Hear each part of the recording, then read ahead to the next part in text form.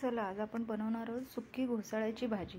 घोसाळा घ्यायचं आणि वरचं त्याचं साल काढायचं, हलक्या हाताने सुरीने काढायचं, म्हणजे अगदी जास्त साल नाही, फक्त थोडं थोडं वरतून काढायचं। आणि अशा प्रकारे ही चिरून घ्यायची, अगदी बारीक पण नाही चिरायची कारण ती लवकर गळते। आणि तेलामध्ये मी आता जिरं घातलंय, लसूण घातलाय आणि बारीक चिरलेला कांदा दिलाय फोडणीला।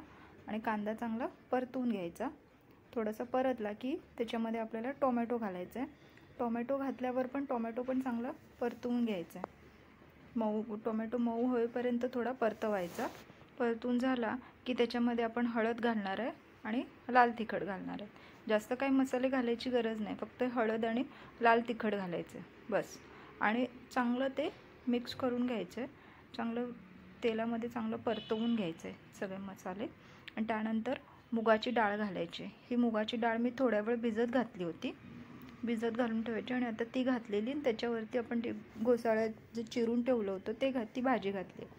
आणि हे आता परत चांगलं मिक्स करून घ्यायचे। मिक्स केल्यानंतर आपल्याला मीठ चवीनुसार मीठ घालायचं।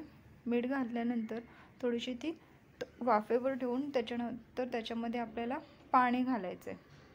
पाणी घातल्यावर परत एकदा मिक्स करायची आणि आपण आता ही वाफेवर ठेवून देऊ। हे बघा, आता ही वाफेवरून काढल्यावर आपल्याला एक वाफ आली की त्याच्यामध्ये आपल्याला शेंगदाण्याचं कूट घालायचं आहे।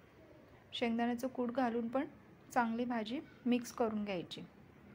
शेंगदाण्याचं कूट घातल्यानंतर पण एकदा आपल्याला ती वाफ द्यायला ठेवून द्यायची।